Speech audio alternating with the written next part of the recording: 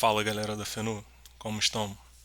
Depois de um longo e tenebroso inverno, estou retomando aí os vídeos do canal em um novo ambiente, aí, um novo cenário, no meu novo apartamento. E o tema do vídeo de hoje é Oblomov, símbolo da aristocracia decadente ou um ode à inação.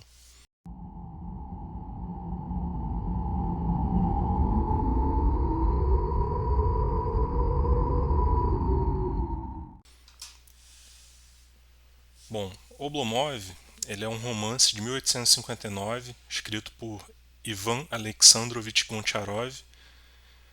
E Goncharov foi um grande romancista russo do século XIX.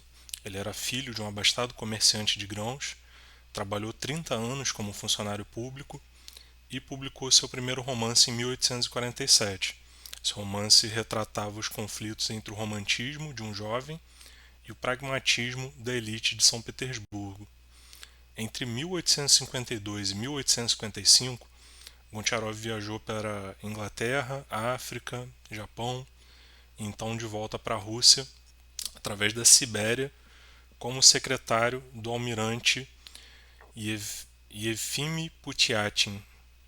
Suas anotações foram publicadas na forma de crônicas, e ele passou os últimos anos da sua vida recluso devido a inúmeras críticas que recebeu a seus trabalhos, e ele nunca se casou. Morreu solitário em São Petersburgo no ano de 1891. O romance Oblomov, por sua vez, foi escrito em torno a um capítulo publicado anteriormente como conto. Na obra original é o 9º capítulo, e a história narra a vida de Ilya Oblomov, um preguiçoso e indolente aristocrata dono de terras. Seu comportamento deu origem ao termo oblomovismo, em russo oblomovishna, para designar a completa inação e prostração. Essa expressão se popularizou a partir do ensaio de Dobrolyubov intitulado O que é Oblomovismo, ensaio publicado no mesmo ano da obra, 1859. Os anos finais do regime de servidão são o pano de fundo e o contexto de publicação dessa narrativa. No século XIX, enquanto as principais potências europeias viviam um momento de industrialização, o Império Russo ainda vivia um sistema feudal. As posses de terra elas eram contadas em almas, ou seja, em pessoas. Essas almas refletiam a quantidade de servos à disposição da nobreza nessas terras. O fim do sistema de servidão só foi decretado em 1861, 2 anos depois da publicação do livro Oblomov. A trama se inicia no quarto de Ilya Oblomov, local onde a personagem come e dorme e onde permanece deitado durante todo o dia. O local é o setting da história por pelo menos metade do livro, e a gente está falando aqui de um calhamaço de mais de 600 páginas na edição mais recente da Companhia das Letras, porque tem uma publicação um pouco mais antiga da Kozak Naif, também diretamente do russo, e edições ainda mais antigas que são traduções indiretas, né? Nesse quarto que eu estava falando, ocorre o embate do primeiro capítulo entre Oblomov e seu desobediente e leniente mordomo Zakhar. É também nesse quarto que Oblomov recebe inúmeras visitas de amigos e conhecidos, e a cada uma delas ele reflete sobre como é a vida e como ela é um infortúnio para aqueles que precisam fazer muito. Ele conclui, abrindo aspas, "Ah, meu Deus, não se pode fugir da vida. Ela alcança a gente por todos os lados." Então isso mostra como ele se via assim perseguido por seus afazeres. Após a visita do primeiro amigo, que ocorre aí ao longo da história, e esse amigo tem por trabalho realizar inúmeras visitas durante o dia, o Oblomov pensa: 10 lugares no mesmo dia. Que infortúnio! E isso é a vida? Onde está a graça? Para que ele se dispersa e estraga a própria vida desse jeito? Claro, não é ruim assistir ao teatro e se apaixonar por essa tal de Lídia. Ela é bonita. Ir ao campo colher flores com ela, passear, isso é bom. Mas ir a 10 lugares no mesmo dia é uma infelicidade. E ele conclui, vira o corpo, deitando de costas, e alegra-se por não ter tais desejos e pensamentos vazios, por não se atormentar e, em vez disso, ficar deitado ali, preservando sua dignidade humana e sua calma. E aí no livro ocorre a visita de um segundo amigo. Esse segundo amigo, que é funcionário público, faz com que Oblomov traga o seguinte relato. Está atolado, querido amigo, atolado até as orelhas, pensou Oblomov, seguindo-o com os olhos. Cego, surdo e mudo para todo o resto do mundo. Mas vai ser importante com o tempo, vai cuidar de negócios importantes e subir de posto. E o que também nós chamamos de carreira. E para isso o homem precisa de tão pouco: inteligência, força de vontade, sentimento. Para que servem? Isso é um luxo. E assim ele vai viver sua vida até o fim e não vai se perturbar com tantas. Enquanto isso, ele trabalha do meio-dia às 5 no gabinete e das 8 ao meio-dia em casa. Que infortúnio! Experimentou um sentimento de alegria serena porque das 9 às 3 e das 8 às 9 ele podia ficar em seu quarto, no sofá, e orgulhou-se por não ter de fazer relatórios, redigir documentos e por dispor de um vasto espaço para seus sentimentos e para sua imaginação. Oblomov então recebe a visita de um terceiro amigo, esse amigo que é jornalista, e ele pensa assim: escrever de noite. E quando dorme, então?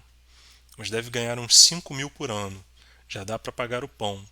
Mas escrever sem parar, consumir o pensamento e a alma com ninharias, mudar de opinião, fazer comércio com a razão e a imaginação, violar a própria natureza, agitar-se, exaltar-se, inflamar-se, não saber o que é o sossego e ter sempre de ir a algum lugar, e escrever sem parar, como uma roda, como uma máquina.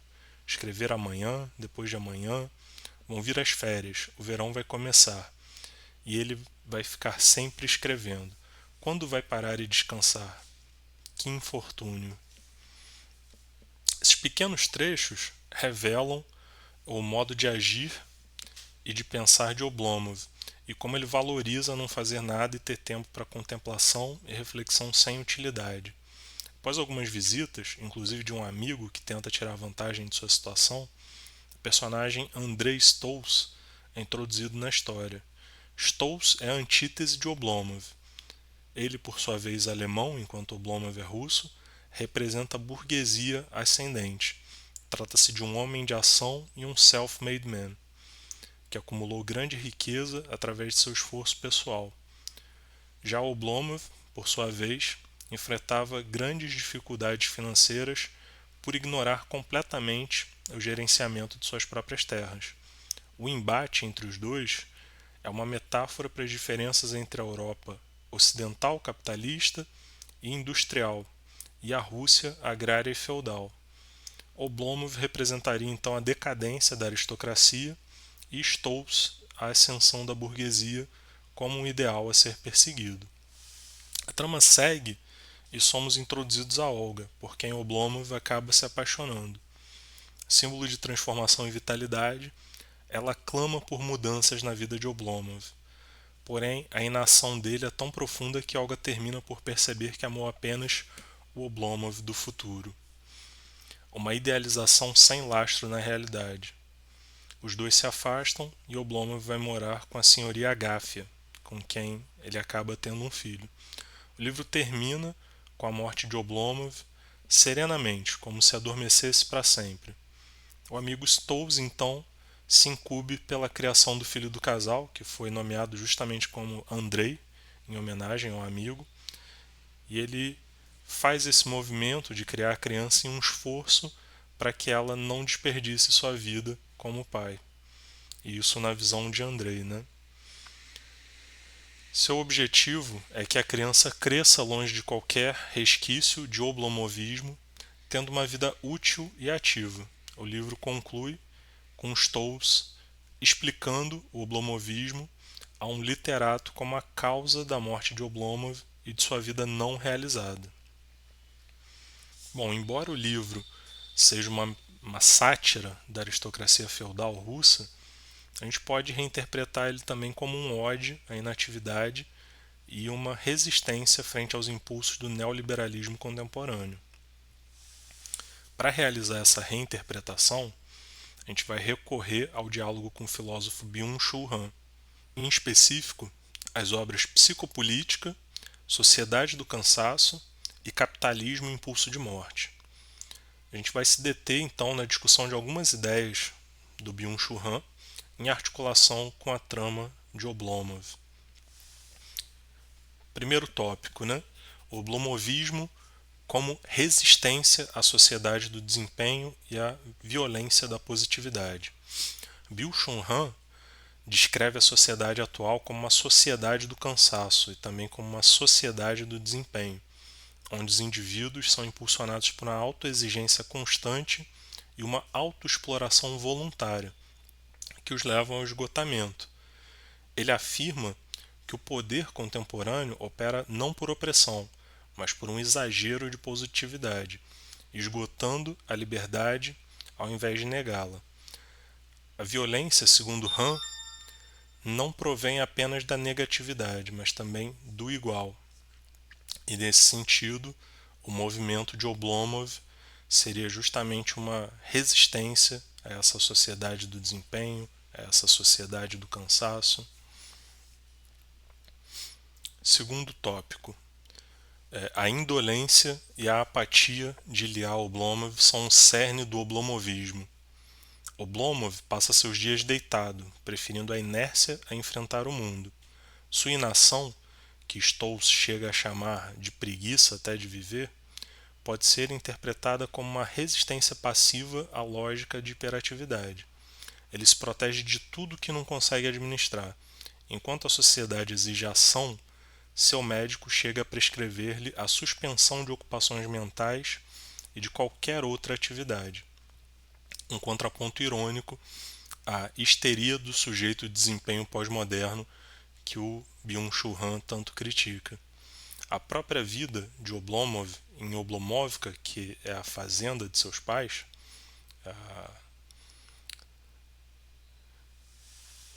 era marcada por uma norma pronta e transmitida pelo pai, com o mandamento de preservar a integridade e a inviolabilidade dessa norma, como o fogo sagrado de Vesta. Essa permanência é diametralmente oposta à busca incessante por crescimento e desempenho promovida por Stolz.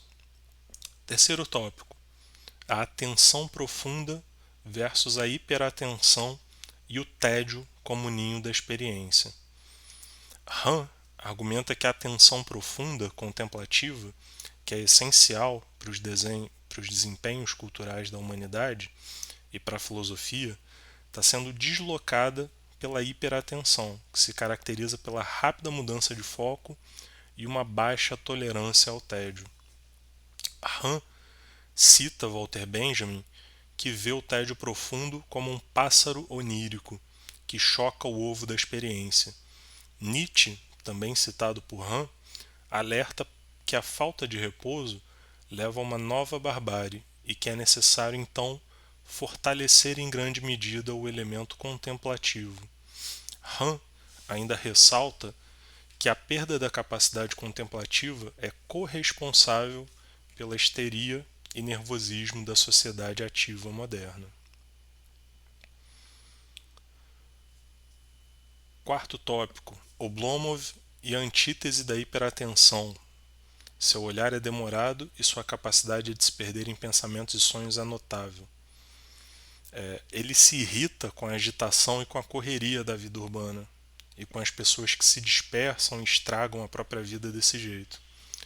O mundo de Oblomovka, que é a sua fazenda, a fazenda de seus pais, é descrito por seu silêncio e sonolência, onde o tempo era contado por festas e estações e não por meses ou dias, com medo de que o dia seguinte não fosse igual ao anterior.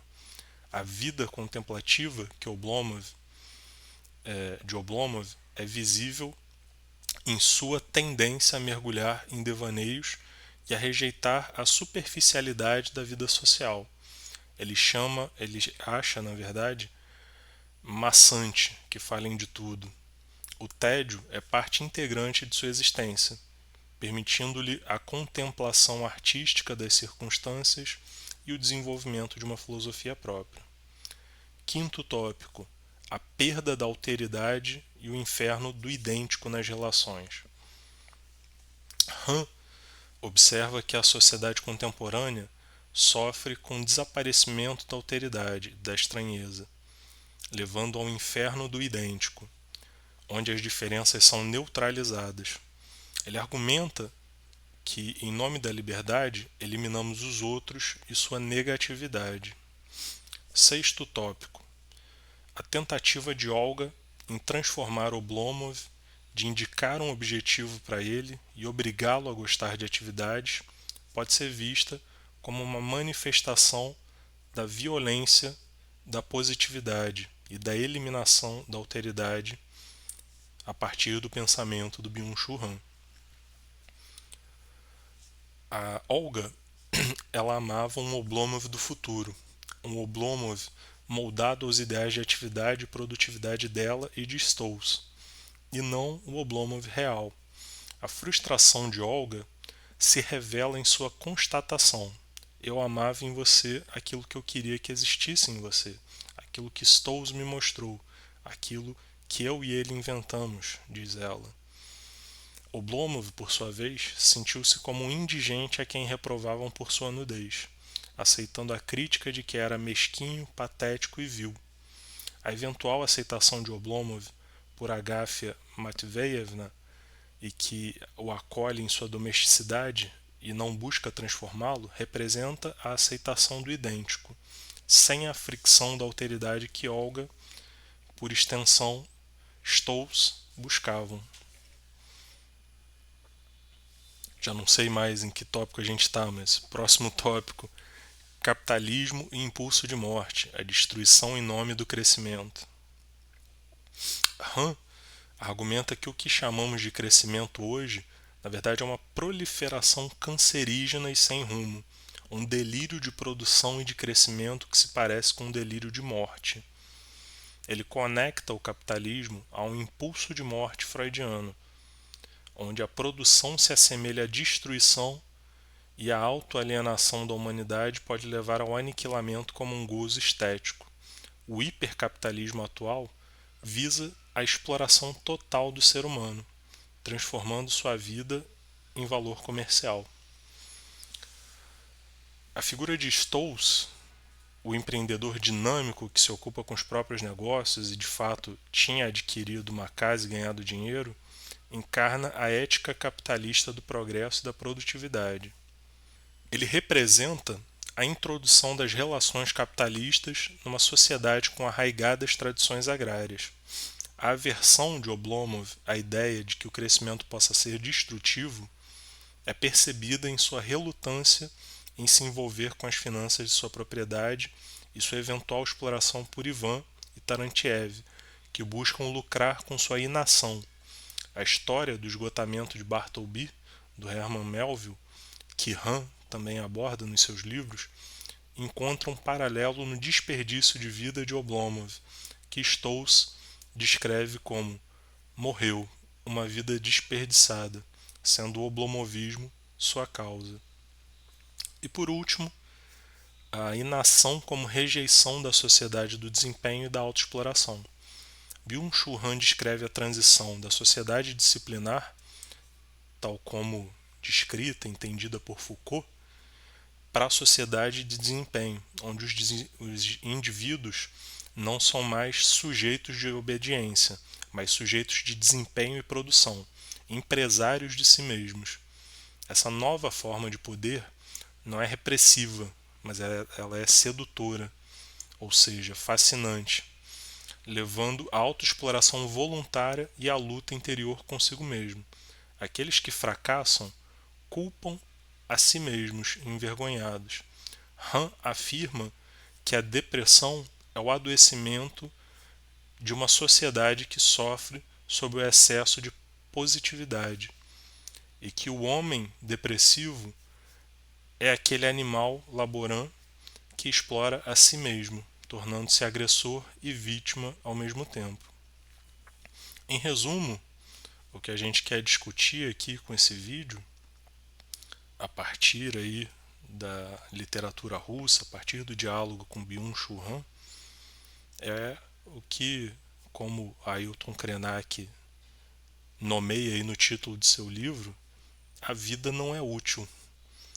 A vida não é assim algo destinado a uma utilidade, a uma produtividade. Ela por si mesma não tem nada disso. Mas nós somos levados a acreditar que deveríamos produzir muito, deveríamos fazer muito, deveríamos,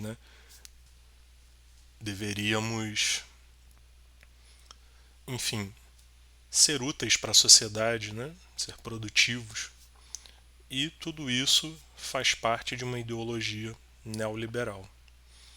Então, queria saber de vocês o que vocês acharam desse formato de vídeo, se vocês gostaram dessa discussão, se já leram Oblomov, se já leram Byung-Chul Han e se já haviam pensado nessa articulação, em transformar essa paródia da aristocracia em uma crítica à ideologia neoliberal. Então, comentem aí embaixo, deixem um comentário, se inscrevam no canal quem ainda não é inscrito e um abraço.